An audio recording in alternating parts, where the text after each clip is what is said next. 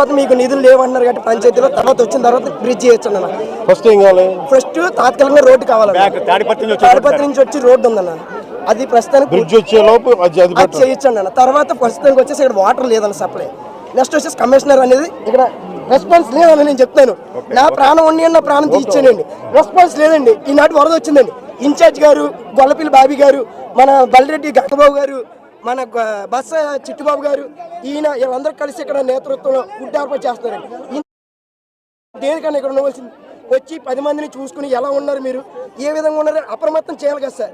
ఎండి గారి మీద ఇన్ఛార్జ్ గారి మీద వదిలేస్తే ఎలా ఉంటుంది సార్? ఇక్కడ యాక్చువల్లీ పోస్టెడ్ డ్యూటీ చేశారని actually there is issue with commissioner sir. కానీ ఇప్పుడు సార్ ఏంటంటే సార్ మెయిన్ ఇక్కడ రాజకీయం ఏంటంటే సార్ 2014 నుంచి ఉండే కార్యకర్తలు ఎవరూ పట్టించుకోవట్లేదు సార్.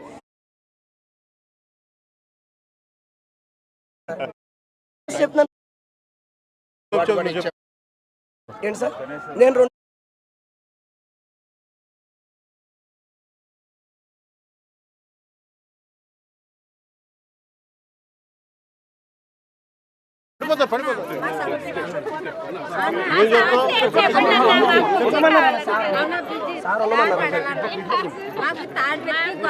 మధ్యలో పరిచేసారన్నా రాబోతు చాలా బాధపడుతున్నాం.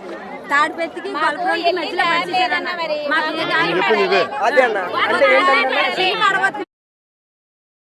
మన జనసేన పార్టీ ఇస్తున్నారు సార్.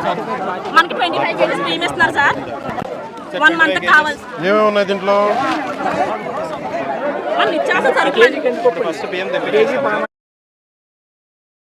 ఆలు, ఆనియన్, కొంచెం పక్కన కందిపప్పు తెప్పిస్తాం. కొంచెం పక్కన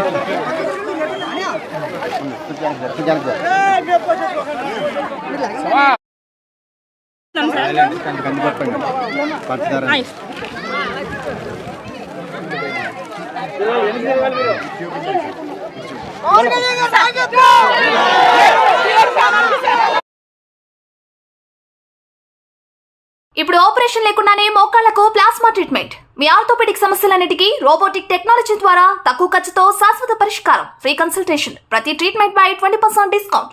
ఈ ఆఫర్ కొద్ది రోజులు మాత్రమే, త్వరపడండి. V9 hospitals 9281465842.